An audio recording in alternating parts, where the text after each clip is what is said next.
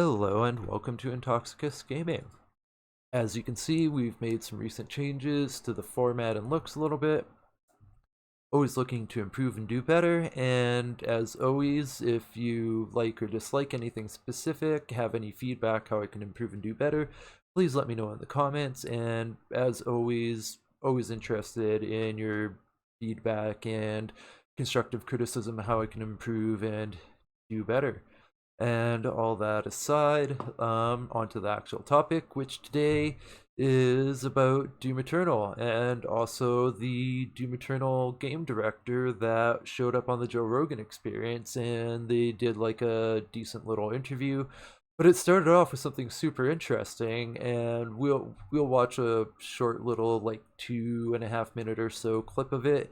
But basically, we're going to be talking about some controversial stuff, and I mean, I'm sure, I mean, it's these days it's hard to get into anything, any sort of controversial without offending someone, no matter how well intentioned you are and how well you try and be nuanced and all that. So I'm going to do my best, but especially being still kind of new at this and not having dove into like this kind of controversial topics quite yet, I'm sure I'll make some mistakes. So please be a bit forgiving if I do happen to accidentally misspeak. And before taking offense, please ask questions and ask me what did you mean by that. It is a great thing to do if you're unsure about something I said or think it might have been a bit offensive, but please just take a moment to ask what I meant by that, as in ask me that in the comments and try and start a dialogue, please, is I guess the yeah, I'm not sure how to phrase it, but yeah, I guess that's the best I can ask of you all. And yeah, I'm sure just it's one of those things where I'm sure someone will be offended no matter what. But the thing that got me is right away, Hugo Martin, the Doom Eternal game director, started talking about, oh, there's no sex or swearing amongst all this like insane gory ultra violence, so his kids could play it, or at least his 9-year-old could. And it's something I've always been like, how is sex and swearing worse for kids than violence? And I've never been of the persuasion that video games make anyone violent, and it's more, to me, the violence is more of a cultural thing than a thing video games cause directly. And there's research that shows video games don't directly cause violence. And I think if anything's going on, it's like a cultural thing. And we'll touch on that. But first, we should start by What's up, dude? How are you? also Good, how are flipping you? over to First the of right all, the screen. game looks fun. But Tell yeah, everybody so who I'll you do a are. little bit of commentary while My they name go is on. Hugo Try not to Martin, talk and I'm over the him game too much. director on Doom Eternal. Oh no! Yeah, Joe The Rogan's a dragon is gamer. back in. It's Let me tell you many something, people folks. forget Joe Hugo Rogan's just played some been a of gamer, Doom but he Eternal. kind of like He showed us the quit game gaming and because showed he and, is and too ran addicted to through it, some which of is the kind of first level. hilarious. Holy fuck! God damn, it's so next level. It's so next level. Graphics. It's so cool. next. So like Everything Rogan's about it. like a Like the gamer, weapons, but the he's not demons, like the a way he gamer killed gamer them. where It's he's the like most super in violent thing I've tune with ever seen in my stuff. life. It's awesome. It's so ridiculous, but it's like it seems like it's okay because it's violence against demons. Yeah, Yeah, we'll totally. touch on And that. and we work hard on that. Like you never, there's no cursing. I have 3 kids. There's no cursing. There's no sex. I do want it to be something that my 9-year-old could play. Don't you think it's kind of crazy that you could rip people's heads off, you could shove their arm down their throat, you could cut them in half? That's fine. Just don't use any of those naughty words, kids. Oh, I'm Yes, all with because Rogan I on showed them that. something the other day. It's like when I'm with my kids, like he's not gonna go up to somebody and like glory kill them, but when someone Explain says, what a glory kill is, because it sounds too much like glory hole, and people are going to get really confused. so in the game when you damage a demon enough, they will glow with like a shader on them, and that means you can go Yeah, into I'm not a a fan of melee the glory finisher, kill basically, highlight, which is the like shader he was a talking about. I melee just turned it attack, off. and you'll get health from it. And there are these really cool animations. And melee, we should explain, is like with your own hands. Yes. You can rip them apart or cut them in half with a sword or a chainsaw. Or Yes, and it's so crazy. like when my kids see that, they're not going to do that. But when they hear someone use the F word, they're like, "Oh, I could use that in everyday life," and that sucks. It's a So very interesting rationalization. I'm not buying Yeah, it. I'm also with Joe But Rogan the on game's that. awesome. And It all, would be cool if you had an R-rated mode that you had to But like yeah, oh enter wait, your this security bit's number, kind of social security number or interesting. something, and it'll unlock it. It shows you're over 21. But there's all sorts of parental controls, be but funny. they could That be would be awesome. Or extended over to something 18. I like feel that like over potentially. 18. Yeah, and then you just That hire would your be brother. interesting Just though get if in that here, I'll became a give you thing. $5. Unlock this pitch. That would be awesome. It's But also, cartoonish like violence, though. was You joking can about see it'd be it's easy. very much like a cartoon. Yeah, Yeah, we'll talk and about again, you're that killing also, the monsters. cartoonish It's like Yes. aspect. Walking Dead, when they spike them in the head, you can't do that to a person on TV, but you could do it to a zombie. And they're demons from hell. You're doing God's work. You have to. Yes, that's Yeah, right. Something have to. And we should explain that Doom Yeah. was one of the very Okay, first that's 3D games. It pretty was much Castle the part that matters. But yeah, so they do come back on it, and Joe. That should have been cued to the beginning because we're just going to throw on some trailers and then some gameplay. While I ramble on. But where was I? Oh yeah, later on, it comes up again later on, and Joe Rogan actually specifically makes a comment that something about, oh yeah, he basically made a comment trying to say he thinks the dude was coached to say those kind of things about Doom Eternal and the justifications for the violence and no sex or swearing. And if that's just what they want to do, that's fine. But the whole, like, it's this whole idea that's most prevalent in United States American culture. It is kind of in Canada too, but not so much because we've got more of a European cultural influence also. But yeah, this whole idea that violence isn't as bad as sex and swearing, just I never really understood it myself. So yeah, it's an interesting one to me, and it's one that makes me wonder because, like I was saying, like I'm totally not with the idea that video games cause violence, and as I've just tried to understand, life and people and the world and all that more, I've kind of come to the conclusion a lot of this stuff is very cultural, and I see this as like another I guess hallmark of America's propensity to favoring violence over sex and swearing and not violent stuff, and I'm not sure where the root of it's really from, and that's not really what we're here to discuss anyways. Well, not quite, but just it's, and I don't think it'll make the game any less or worse. I think it'll still be a great game. I don't think you need sex or swearing or even violence to make a great let's try that sentence again. I don't think you need sex or swearing or even violence to make a great game. We can look at Subnautica as an excellent example. It does have some violence, but not really. There's not really any guns. You get a knife that's survival. That's really only supposed to be for like killing fish and making some of the bigger fish just fuck off and leave you alone. There's not really any. I don't think there's any swearing in the game. And the very little bit of violence it has, it is in a survival context, almost almost exclusively. Like the most violence you can get is punching things with the prawn suit or using the drill arm, but they're not meant to be weapons either. And the very limited any sort of violence you get in that game is purely defensive. You can't really kill. Well, you can kill some things, but it's all supposed to be in the context of killing them to eat them, not just to be a murderer or because they're demons from hell or anything like that.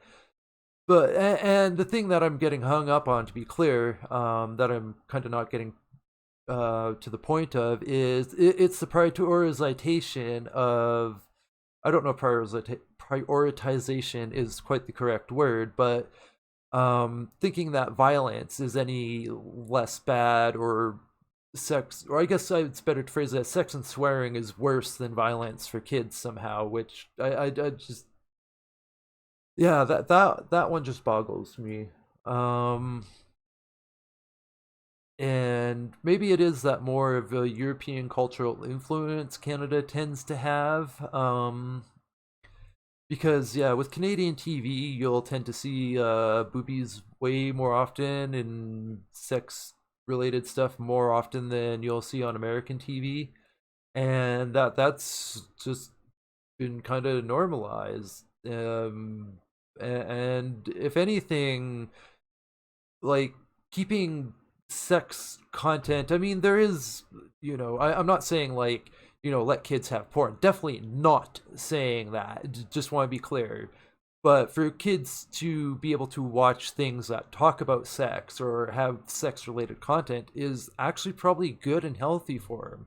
Because if you go into actual psychology and stuff, you'll find out that suppression is more damaging. And again, I'm not saying to like go all out or just let anything happen. I'm nothing like that. Definitely, it's a tricky one, and it's like they're going to find out about this stuff, and they're going to ask questions, and we shouldn't be afraid to educate them. And I am like, I was allowed to play not only Doom and violent games, but oh, my apologies for that. Allowed to play Doom and violent games, but also allowed to play Leisure Suit Larry when I was a kid. Although I did, oh, this is hilarious. I did get not allowed to play Leisure Suit Larry. I can't remember what it was, but some like bath toy that was like kind of cup shaped. I put it over my groin area when in the bath as a kid, and I said something about it being a condom or something, and that was then to Leisure Suit Larry. That's hilarious looking back on it. But also on the same hand, I guess to give him a little bit of credit, I did, it's not like I went around like trying to chainsaw schoolmates or anything silly like that. Although we did have violent game play, or like not really violent play, but like semi-violent play. Like we weren't like really hitting each other or anything. We were like lightly play hitting at best. But like we did have some violent play, but also generally with boys, that's kind of how you learn limits and stuff, at least some extent. So like it's a tricky one because like at what age do should kids start learning about this kind of stuff? And I don't really have an answer. I'm not a parent, although it's something I put a lot of thought into. If or when I do have children, it's definitely on the table if I ever get to wanting to flange that up with someone. But it's definitely something I've thought about, and it's definitely not a path I've considered. So yeah, it's like if I were to have kids, how would I deal with that? When would be the right time to let them play a game like Doom? When would be the right time to let them play a game like Leisure Suit Larry? And the best I've come up with is you kind of got to play it by ear a little bit, and sometimes there's something that just happens out of your control that brings the subject up, and then it's okay, now's the time. And there's been lots of stories where it's like something happens where it's like, okay, now the kid's been made aware of this because of just some event, and now it's time to talk about it. And it's so I don't think I'm just not down with this idea that sex and swearing is any worse for kids in video games. Like kids are going to learn these words most likely sooner than later from other kids. I know that's where I learned a lot of swear words sooner than later, is from other kids. And those other kids probably learned them from their parents because their parents were swearing. And it's just like you can't escape these things. And I totally understand the whole idea of we don't want kids to lose their innocence too soon, and to protect them and make sure they're not traumatized with any of this kind of stuff. And it's one of those things where there's definitely science and research has brought us some very good guidelines so far, but when it comes to firm specifics, there's not always. Sometimes you do kind of got to play it by ear, and not really like force it on a kid, but just kind of wait for it to naturally come up on its own and be like, okay, now it's time, because it happened. And at least that's the best answer I've come up with personally. I'm sure other people have other answers who are actually parents, and I very much respect that. And I'm also curious to hear your stories and answers when it comes to like I guess coming of age in a sense with these kind of things, in the sense of like when you first learn about it, and like how what was that like, and how did it go, and at what age it happened, because there's a lot of variability if you wind up hearing or reading about other people's stories when it comes to like when did they learn about sex, when did they learn about swear words, when they learned about violence. And it's like these are all very human things, even the violence, which is gets to be kind of uncomfortable to discuss for a lot of people because we don't always want to acknowledge our heritage of violence, I guess is a way to put it, because throughout all of human history there's been all sorts of insane violence. It's one of the few hardcore history podcasts where I've had to stop and take a break and be like, wow, I need some time to process this because that was so intense. There's a Dan Carlin's hardcore history podcast on the history of torture, and wow, I had no idea. Like, I had some idea. I shouldn't say no idea. I had some idea, but like, wow. And just Dan Carlin's hardcore history for like a very stark, uncensored perspective on history, especially war and that kind of craziness.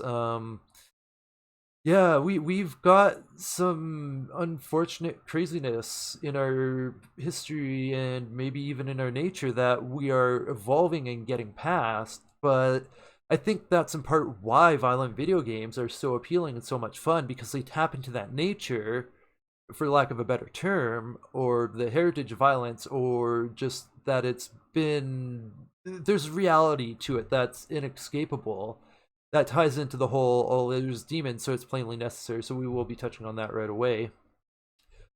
But yeah, just with violence being human, like we don't want to be violent. We want to be better than that, but at the same time, if we're not able to be violent when needed to protect ourselves and others, we won't survive as a species. And it's probably violence that made us get to this point as a species at all.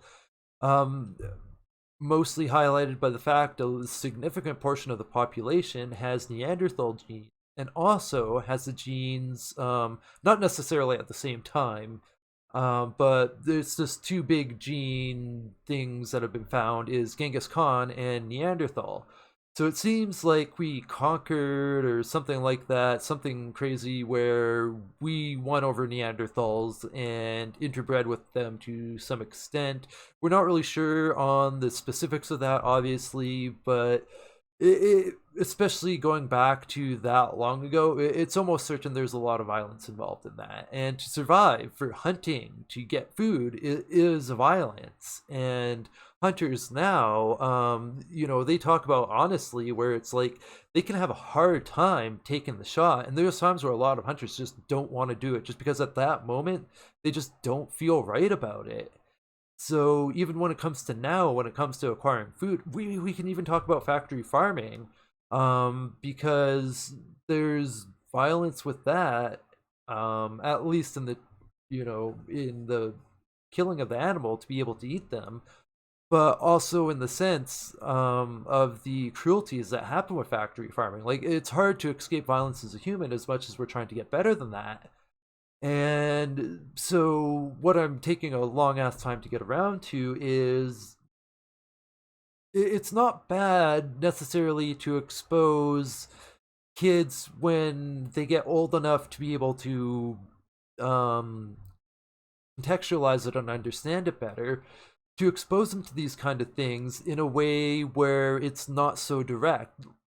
For example, through video games and fictions and movies, where they can see these things from an outside perspective and then have questions they would ask their parent, ideally, and be able to get good solid answers on, ideally. And in a ideal world, which I know we're not in, but speaking in those terms, you could use stuff like violence and sex and swearing in video games to expose a kid to adult stuff. an older kid, more like 9, 10, 11, etc., in a controlled manner where you can contextualize and explain it to them and be like, okay, this is all cool because they're obviously demons from hell, but obviously also all fictional, on off chances where, all any religion happens to be right or demons are real or any of that. I'm not saying I believe any of that. I am more agnostic though, so I do kind of leave the door open a little bit. But anyways, on the off chance any of that actually happens to have any truth, which I highly doubt, yeah. Um, anyway, just leaving the door open for possibilities, although lowest percentage ever. Anyways, that aside, like, if there were demons from hell for real, that'd be an obvious one. But the best we have, or the closest we have to a real life scenario where the enemy was obviously bad and needed to be dealt with, is Nazis in World War II, which is where things get a bit more nuanced because even there's a lot of people of Germany who got caught up in the thing, not because they really believed in it, but because it was kind of like the thing going on, and there's kind of this human tendency to do what other people are doing. So, as much as the Nazis as an ideology and as government and as a war causing agent at the time needed to be stopped, there's also individuals who may not have really believed in it that much and kind of got caught up in it. Then, especially once all the concentration camp stuff got revealed, there's probably a lot of people who are like, oh no, this is never what I signed up for, and really regretted ever getting involved in it. And also too with Daryl Davis, we've got where he converted over another Joe Rogan podcast. I encourage everyone to watch that podcast. It is just amazing. It is, even if you absolutely hate Joe Rogan, watch that Daryl Davis podcast. But Daryl Davis converted 200 some people away from being KKK members and other forms of bigotry and racism. I think primarily KKK members is what he dealt with the most, but he just talked to them and just like hung out with them and spent time with them and just like talked to them. So a lot of these people who are wrapped up in undoubtedly evil ideologies can possibly be talked away. So as much as like, we've got demons that are obviously definitely evil, we also have to make sure not to accidentally teach kids, okay, because they're an enemy means that we don't treat them like they're human, because that's how atrocities happen, is when you treat your enemy less than human, even when they're humans that are just wrapped up in a bad ideology that could possibly change their ideology and try and make corrections as much as is possible. And I'm sure I'll catch some heat for that, but yeah, it's, especially after watching the Daryl Davis podcast, I mean, when it comes to real people in real life, you got to give them a chance to change their mind and do different. And if they keep continuing, or yeah, if they're obviously unrepentant, that's definitely its own thing. And it's, yeah, I'm just, it's the thing I'm worried about, is like maybe even the whole, okay, obvious evil, these are demons, could even go too far and turn into stuff like, kind of some of the stuff we have going on now, where people are calling people things that they aren't just because they disagree or they don't like them, and that's its own problem. And I don't really want to go too deep down talking about that, but just in general, like, the demons from hell that are obviously always evil and obviously must be killed aren't real. So as much as like, I guess I'm not so much down on it being cartoonish. Like, it's cartoonish in its sense of it being like exaggerated and kind of unrealistic. But would you call Quentin Tarantino's movies cartoonish? I guess you might, but it's not what I'd call cartoonish. I'd call it exaggerated. But yeah, But then, we've also got a thing with cartoons at an early age. It's like lots of violence for kids, but, no sex or swearing, but violence in cartoons all the time. And, I grew up with like Looney Tunes and Tiny Toons and like the OGs, whereas like still had like wacky racist stuff in them. Like, oh my god, I had this old Bugs Bunny tape that had like stuff that'd just be considered flat out racist now. And I don't think I have it anymore as I had it when I was a kid. But looking back on that now, it's just like, damn. But yeah, and I think it's just something we're still figuring out as a culture and society as a whole, like worldwide, but maybe more so in the more, I guess, developed places, more so because it's kind of hard to really stand back and think about this in a meta sense, when you're so engaged in more survival-y things. Oh, was that the end? Oh, okay, never mind. I thought we were over. Oh, that's right, I died. Never mind. I thought it was over. Although we are running short on time. Um, but yeah, I think it's just something in general over, I guess maybe up to the past like century or so, we've been kind of more figuring out and becoming self-aware of and coming to grips with is that kind of our violent nature or heritage, and that we want to do better than that, because for a long time it's just like that was just reality of living. But just for a very long time, it's only quite recently violence or a fear of violence in some form wasn't a part of daily life for pretty much everyone, even if that was only in the terms of worrying about it in an opposing nation or country or empire or whatever coming and trying to take your area over. So back then even the elites would worry about that kind of violence, and if anything worry more about it because they could be more directly affected by it. But now, like, there's still violence that people have to worry about, but it's a very different thing, and a lot of people aren't as concerned or just aren't concerned at all about violence in their life. Or things have changed, we're a lot safer than we ever used to be. And now that we're actually able to sit back and kind of think about like, oh, look at our violent history. Do we want to be like that? How do we get better? How does video games and stuff like martial arts competition being a big thing, like UFC and boxing and all of that? UFC had a hard time getting started because there's a big thing about it was too violent, and that's kind of why they had to actually have some rules, because they didn't really have much in the way of rules when it first started with UFC.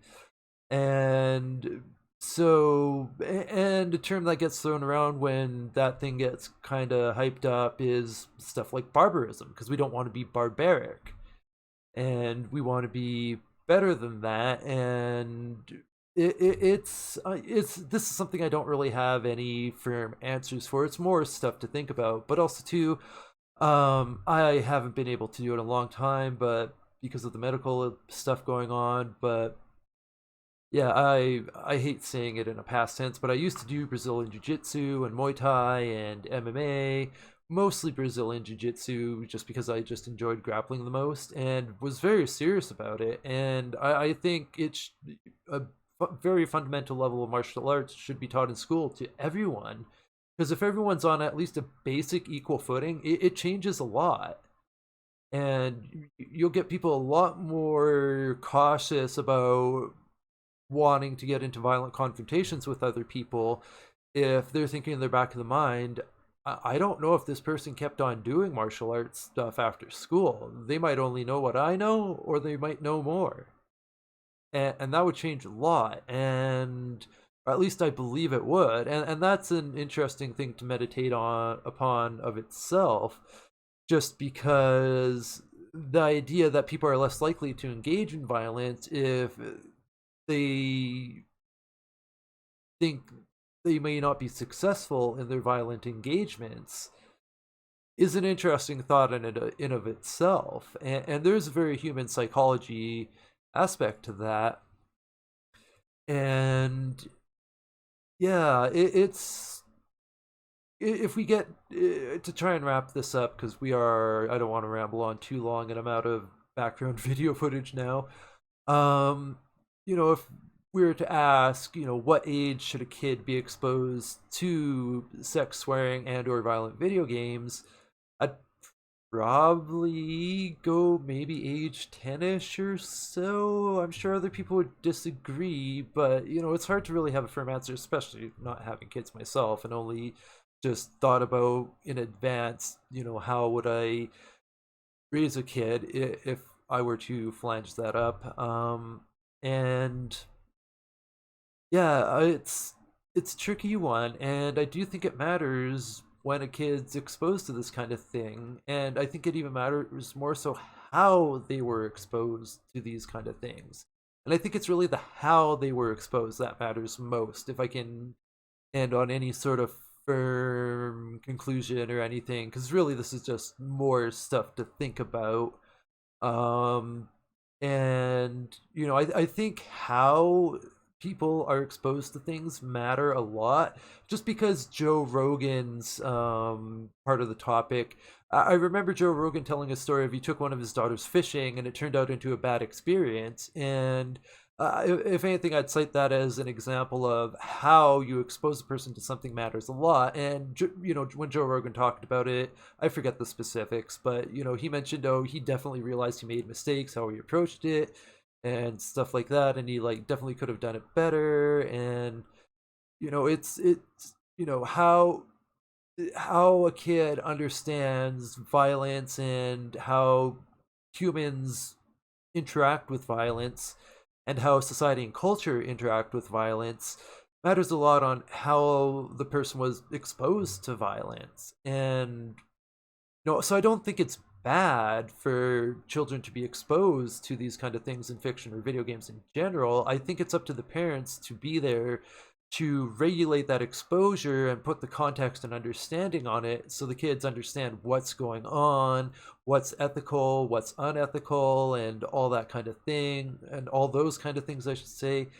And I think it's really, I think the most harm would come from um I'm struggling on phrasing. I guess, for lack of a better phrasing, improper contextualization and explanation, like a religious explanation that's not very congruent with reality that can be damaging is an example that comes to mind. Or, a traumatic exposure, like, having swearing associated with, an abusive event or something like that. Or I hate to bring it up, but the most unfortunate traumatic thing most people can experience is some sort of sexual trauma or abuse as a child, and that's obviously can not be good for a person's development of their sexuality. And but if they're exposed to sexuality in a healthy manner where they get proper explanation and understanding, that can actually be very beneficial. And I guess what I should end on is like, the cultural aspects, where it's like this interesting culture thing where being in Canada that kind of has it but kind of has the European influence, where we're more open about sex stuff, is with my favorite author, Robert A. Heinlein. He had from what was it, Podkayne of Mars. It's a weird spelling for Podkayne. It's like Kayne, almost like Kanye, actually, come to think of it. But that book had a significant chunk of content cut out because it just talked, like, in a very factual scientific manner about the biology of the fictional Martians' reproduction. And I mean, this was an older novel. This was like 60s ish or so. But it's still a thing. It's just been loosening up and becoming less so. um but yeah, it's the version I read had the content that was cut because it was too sexual added in, just as like an addendum. And reading that extra is just like, why was that even cut out? It was just like scientific factual information about the biology of the Martians in the book. Like there's like it was just made no sense to cut it out really. And there's all sorts of other examples. Like even look to the Super Bowl thing recently where it's like there's like a ridiculous amount of complaints and it wasn't even like anything that ridiculous. Like it was a very high energy, intense halftime show for the Super Bowl, but like nothing like egregious, like no nipples showing or anything like that one time before. But like, dude, apparently the what's the name of the agency? FTC. Yeah, they got a whole ton of complaints about that halftime show. It's just like, for what? No one's complaining about the football people running into each other, giving each other concussions, which is pretty damn violent. And again, I'm not against any of it. I just did this incongruence where it's one's considered, or any one or combination of them is considered worse than the others. Where I'm just like, I don't get it. It's it's yeah, it's like I don't get it so much. I kind of stumble over explaining my not getting it. It's culture can be weird like that. So hopefully I didn't offend too many people. I'm sure I offended someone or another. It's hard not to with content like this, but yeah, I'm just gonna have to just not worry about that, which is tricky to do when you're new because yeah, it's just like yeah, it's I'll just get more confident about yeah, excuse me. I'll just get more confident about dealing with this kind of controversial content as I do it more. It's just it's new, so I'm kind of like, am I misspeaking in any ways that might accidentally say something I didn't intend to say? So hopefully not. And again, if you're concerned or offended or unsure about anything I've said, please ask questions, and please ask questions that are like, help me understand what you said. What did you mean by what you said? Kind of questions are going to be the most helpful kind of questions to ask. And thank you very much for taking the time to do so. And just in general, if you want to just discuss or debate anything in this video or today's content, I'm always open to do so. I just enjoy debate and discussion like that. And yeah, super excited for Doom Eternal. Oh, that is so exciting.